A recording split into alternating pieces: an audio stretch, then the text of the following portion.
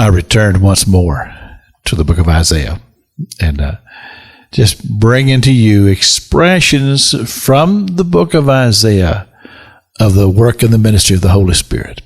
And I remember years ago just reading in the early parts of the book where talks about in the year that King Uzziah died. He says, I saw the Lord.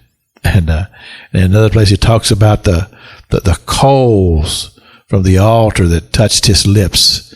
And I said, that's the Holy Spirit. But that's when it first began to be dawning on me how much of the Holy Spirit is through the book of Isaiah. And what a blessing it is. So listen to this.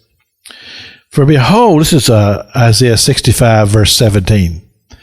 For behold, I create new heavens and a new earth, and the former shall not be remembered, nor come into mind. Now we have this in the book of Revelation, where Jesus, in his glorified state, comes to John on the island of Patmos and reveals to him about this place called the new heaven and the new earth, the new Jerusalem. He says, behold, this is again Isaiah verse 18, but be ye glad and rejoice forever in that which I create.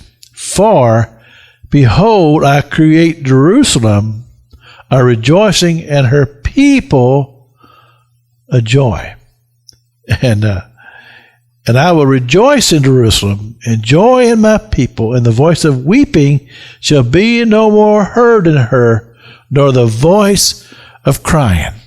And in the Revelation, it just simply says that in the new Jerusalem, there will be no more death, no more dying. And I love this. It says, and not even a tear to dim the eye. And again, Isaiah is just, he's given us a glimpse of futuristic things. He prophesies the coming of Christ, and he reveals to us much of the details about the life of Christ and about the crucifixion. It's amazing. It's just absolutely amazing.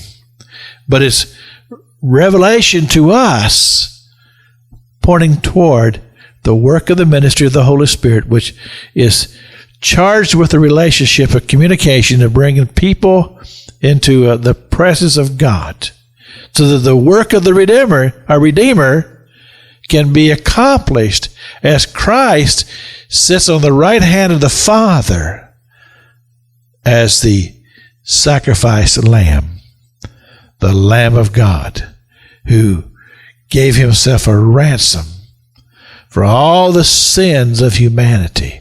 And then, as Isaiah speaks about those futuristic times when God, through the work of the Father, Son, and the Holy Spirit, takes on the enemy and defeats him once and for all and establishes his glorious kingdom. And then it says in Revelation that the earth, as we know it, is destroyed, and the new heaven and the new earth will be created and populated by people of faith. By people of faith.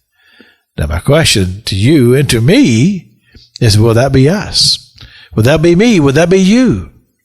Who will walk and inhabit this glorious place called heaven? This is Pastor Jack King with the gospel on the radio broadcast.